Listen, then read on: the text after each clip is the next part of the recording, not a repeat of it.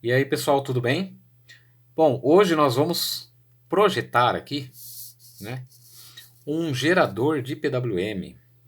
É isso aí, gerador de PWM, tá? Esse aqui é o circuitinho que a gente vai utilizar, tá? Eu já vou explicar ele para vocês, tá? Primeiramente, né, vamos entender então, afinal de contas, o que é um PWM, tá? Bom, PWM basicamente é um sinal em onda quadrada, também chamado de onda retangular, tá? Se a gente pegasse então um osciloscópio e medisse, né, um sinal PWM, nós veríamos algo parecido com isso aqui na tela, certo? Com uma diferença, né? Isso aqui é meramente um circuito oscilador, né? A grande diferença, né, o que torna um sinal em onda retangular um sinal PWM é a capacidade que o seu circuito tem, né, de alterar esta largura de pulso, certo? Você tem aqui o seu pulso em high, né? Então, se você consegue mudar, né, essa largura de pulso aqui, ó, por exemplo, aqui, trazer ela mais para cá, por exemplo, ó, né? Deixar ela mais tempo ligada ou menos tempo ligada, enfim, consegue alterar isso daqui, aí sim você pode dizer que você tem uma modulação por largura de pulso, tá? O legal do PWM é que quando você altera esse sinal da saída, vamos supor aqui, ó, nós temos aqui um PWM com um Dutch Cycle, ou seja, um ciclo ativo, que é o tempo em que ele fica em nível alto, né? Um Dutch Cycle aqui de 50%, certo? Porque isso daqui seria o período do nosso sinal, né? É a duração total, né, do nosso sinal. E como nós estamos aqui com mais ou menos na metade aqui, né, do nosso período, né, nós dizemos então que aqui nós teríamos um Dutch Cycle de 50%. Ou seja, 50% do tempo ele fica ligado, 50% desligado, tá?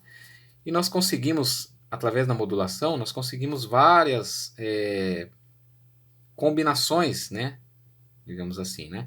Então nós temos aqui, digamos que aqui seja o mesmo período que nós tínhamos ali, porém agora, vamos dizer que nós temos aqui 75% do tempo ligado e 25% do tempo desligado. Então dá para a gente modular, né, alterar aqui a largura desse pulso, tá certo?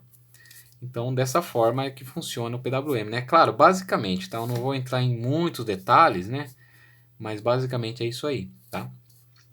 E você tendo uma frequência aqui razoavelmente alta nesse sinal, né? Razoavelmente alta, diga assim, algo, sei lá, maior do que um K pelo menos, né? Você consegue, através dessa oscilação, né, modular uma tensão média na saída, tá? Então, digamos que você aplicasse esse sinal aqui, PWM, né, com um determinado Dutch Cycle, certo? E você fosse ajustando esse Dutch Cycle. Vamos supor que aqui a gente tivesse com um Dutch Cycle de 100%. Aí a gente vai lá e altera a largura, né, do nosso pulso. Digamos que a gente cai para um Dutch Cycle de 50%, né?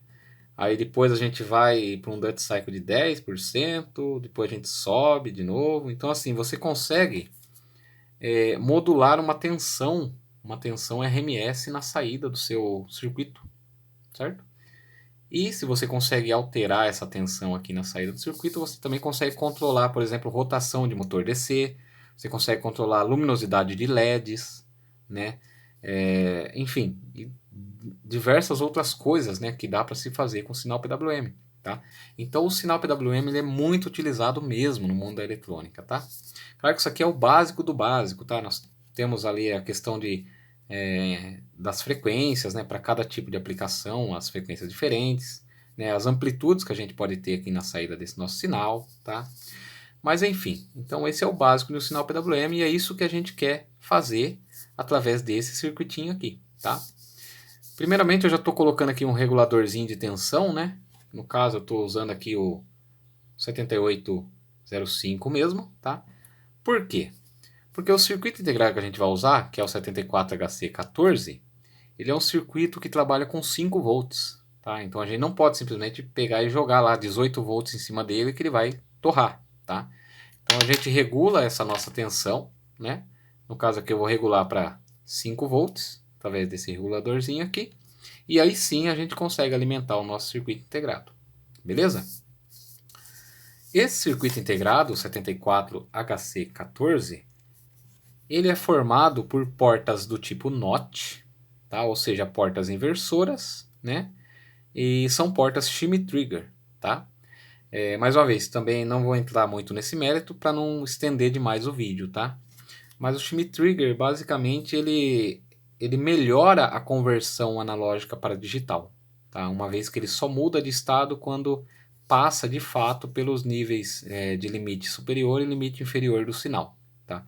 Mas você pode dar uma consultada aí no Google, aí você vai ver que não é nem um bicho de sete cabeças, beleza? E a porta NOT, ela é a porta lógica, pelo menos eu acredito que seja a mais simples de todas, né? Por quê? O sinal que você coloca na entrada sai invertido na saída. É simplesmente isso. Então, se eu coloco 5 volts na entrada, tenho 0 na saída. Se eu coloco 0 na entrada, eu tenho 5 na saída. E assim por diante, tá? Então, a ideia do nosso circuito aqui eu estou pegando aqui apenas 2 portas, ou seja, apenas 4 pinos do nosso circuito integrado, né? Ele possui 6 portas do tipo NOT no seu encapsulamento, tá? Esse circuito aqui, 74HC14. Então, vou usar apenas 2 portas, tá? Na primeira porta, o que vai acontecer? A gente vai colocar ali um capacitor, né? No caso aqui, um capacitor poliéster de 47 nano, que eu estou utilizando, né? Vou utilizar também aqui um trim-pot, né? Um potenciômetro ali de 20K. Estamos utilizando aqui 2 diodos de sinal, um N4148, certo? Então nós pegamos o nosso capacitor, interligamos ali no GND. A outra extremidade dele nós ligamos já na entrada de uma das portas inversoras do nosso circuito. Esse mesmo ponto aqui nós seguimos para o pino central de um potenciômetro, um trim-pot, certo? Lá as duas extremidades do trim-pot a gente vai passar por diodos, beleza? Perceba que esses diodos aqui, ó, eles estão invertidos um em relação ao outro, tá? A ideia aqui é que o capacitor se carregue por um caminho e se descarregue por outro caminho, tá beleza? Depois nós unimos, né, esses 2 diodos, certo? E seguimos aqui para uma malha resistiva, tá? No caso aqui eu estou colocando aqui um outro potenciômetro, né? Que esse potenciômetro ele é opcional, tá? Esse potenciômetro serviria para a gente fazer o controle de frequência do nosso sinal, né? Então, além da gente alterar aqui a largura de pulso, a gente pode alterar também a frequência desse nosso sinal em onda quadrada, tá? Mas isso aqui é opcional, tá? De qualquer forma, eu vou deixar para vocês o circuito aí, para vocês fazerem o download, tá? Se você quiser, você pode colocar esse potenciômetro aqui para regular a frequência, tá? Eu, particularmente, aconselho não utilizá-lo, beleza? Eu aconselho você simplesmente colocar aqui o resistorzinho de 560 ou de 1K, né? Aqui na saída, tá? Beleza? Então, o funcionamento dessa primeira malha aqui vai se dar da seguinte forma. Vamos imaginar que a gente acabou de ligar o nosso circuito. Então o 74HC14 já está alimentado com 5 volts, o nosso capacitor está descarregado. Se o nosso capacitor está descarregado, nós temos 0 volts aqui na entrada. 0 volts na entrada de uma porta inversora vai gerar 5 volts na saída dessa mesma porta. Então eu tenho 5 volts aqui na saída, e esses 5 volts passam por essa malha, vai seguir nesse caso por esse diodo de cima aqui, que vai permitir a passagem, né? O de baixo que ele vai barrar. Então ele vai seguir por aqui, vai passar pelo potenciômetro e vai lá para o nosso capacitor. Então a gente vai carregando esse nosso capacitor aqui com esses 5 volts que estão na saída. Então nós temos lá esse nível de tensão na entrada, ele vai se aproximando cada vez mais do nível alto, certo? Chega um momento que a carga do nosso capacitor é suficiente para que o nosso circuito integrado reconheça como um nível alto na entrada dele aqui. A partir desse momento, ele chaveia a saída, então, que antes estava em nível alto, ela passa a ser nível baixo, certo? Sempre uma ao inverso da outra. Então, nível alto agora na entrada, passo a ter nível baixo na saída. Nesse momento, o capacitor ele já começa a se descarregar, então, pelo mesmo caminho aqui. A diferença é que agora ele vai passar pelo outro lado do potenciômetro e vai seguir por esse diodo aqui, ó. Aí ele segue, vai passar por esse resistor, né? Se você tiver colocado aqui também o potenciômetro de ajuste de frequência, ele vai passar também pelo potenciômetro de ajuste. E vai se descarregar aqui, ó, neste ponto, certo? É importante você colocar esse resistorzinho aqui, tá? Que pode ser ali, como eu já disse, de 560 ohms, 1K, tá? Porque no momento dessa descarga do capacitor, se a gente não tiver nada aqui, ó, né? Ele vai se descarregar totalmente em cima da porta inversora, tá? Isso poderia danificar o nosso circuito integrado, beleza? Então, para evitar qualquer dor de cabeça, aí a gente põe esse cara aqui, né, para, digamos assim, amaciar a carga e a descarga do capacitor, beleza? Então, neste ponto, a gente já passa a ter uma onda quadrada, certo? Mais ou menos isso aqui, né? Com uma certa diferença. Como a gente está tendo aqui a carga e a descarga do nosso capacitor, certo? A carga e a descarga do capacitor, né? Essa carga e descarga ela vai acabar interferindo aqui neste ponto, né? Porque a carga e descarga está sendo feita pelo mesmo ponto aqui que a gente está tendo o sinal quadrado. Então esse sinal aqui, ao invés dele sair perfeitinho, assim, quadradinho, ele pode sair meio, sei lá, assim, meio torto, né? A gente pode ter ali a interferência ali da carga e descarga do capacitor, certo? Então não sairia uma onda bonitinha, né? Quadradinha ali. Por isso, que nós vamos fazer? Nós vamos pegar aqui mais um resistor de 10K e vamos ligar a saída dessa primeira porta na entrada de uma outra porta do mesmo circuito integrado. Tá? E nós vamos utilizar esta segunda porta inversora como um buffer. Então o que ela vai fazer? Ela vai fazer uma espécie de uma segunda filtragem nesse sinal, né? E vai deixar ele mais quadradinho, né? Só que um detalhe, né? Lembrando aqui, né? Se o sinal da entrada está assim, nós vamos passar ele por mais uma porta inversora. Então, na verdade, o nosso sinal ele vai sair invertido, certo? Então, nós temos ali esse nosso sinal aqui, porém invertido, né? E tratado, lógico, né? Ele vai estar bem mais quadradinho, tá joia? Depois esse sinal, a gente aplica ele aqui. Estou colocando aqui um resistorzinho de 10K, né? A gente aplica ele aqui no gate de um MOSFET, no caso eu estou utilizando o RFZ44N. E através desse MOSFET a gente controla a nossa carga, né? Então o MOSFET ele vai suportar corrente suficiente, tensão suficiente para a gente poder controlar uma carga aqui na saída, tá? Eu não posso colocar a minha carga diretamente no circuito integrado, tá? Ele não é para isso, ele é apenas para controle, né? Para fazer o driver mesmo da nossa carga, a gente põe aqui um MOSFET, beleza? Então, de acordo com a tensão que a gente tiver no gate do MOSFET, ele vai estar ligado ou desligado, né? Lógico que aqui nesse caso a gente vai estar trabalhando com uma frequência de pelo menos 1K, tá? É daí para mais, né? Então ele vai ligar e desligar muito rapidamente, tá? E isso vai gerar aquela nossa tensão média na saída. Beleza? Então com isso aqui a gente pode colocar, por exemplo, o motor DC para ser controlado aqui, a gente pode controlar a luminosidade de LEDs, né? A gente pode também, a gente vai ver ali daqui a pouco na prática, que é possível fazer até um inversor bem simples, bem rústico mesmo, apenas com essa oscilação aqui, apenas aplicando esse sinal PWM ali em um transformadorzinho. Beleza?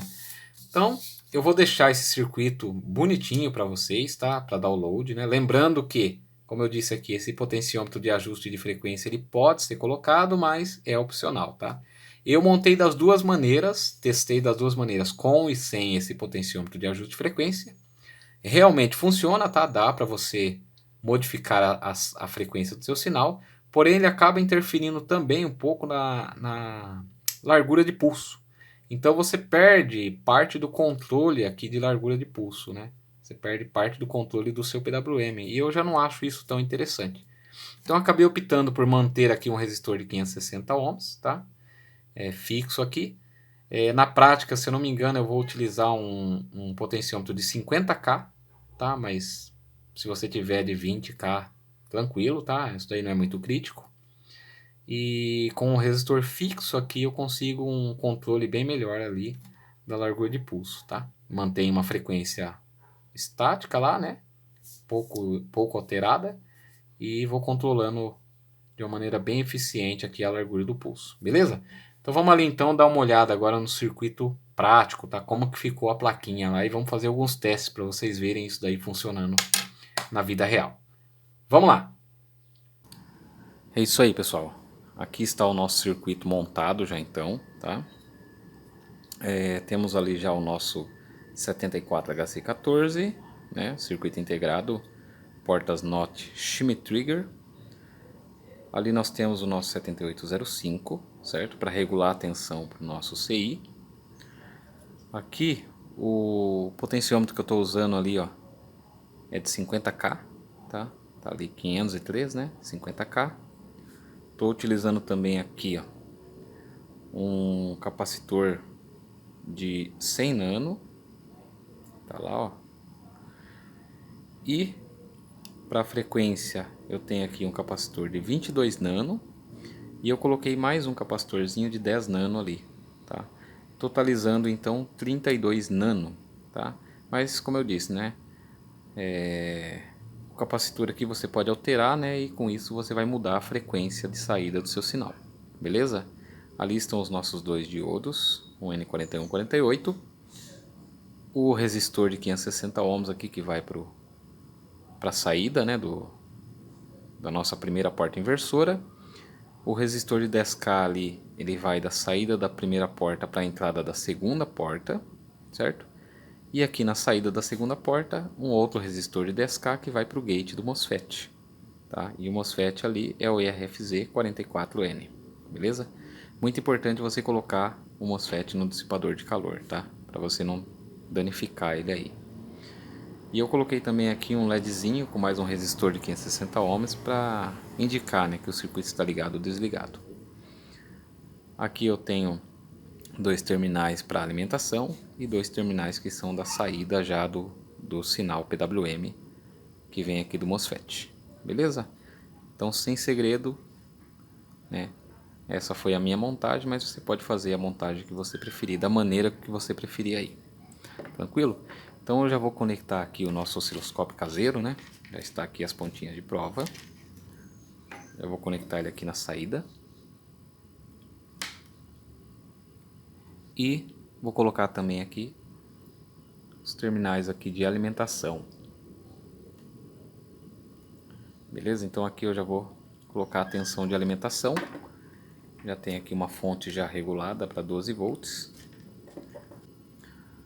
Bom, então está lá, ligado, o LEDzinho está aceso ali, ó, como você pode ver. E com essa chavinha eu vou alterando aqui o trim pot. Nós vamos ver então a saída no nosso osciloscópio caseiro. Prontinho, nosso osciloscópio aqui já está mostrando ali o DUT, né?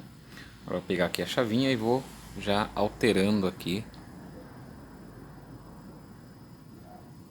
nosso PWM. Olha lá, nós vemos que nós aumentamos o tempo ligado e girando para o outro lado eu reduzo o tempo que ele fica ligado, ou seja, estou modulando a saída do nosso sinal, certo? Então tá lá, ó.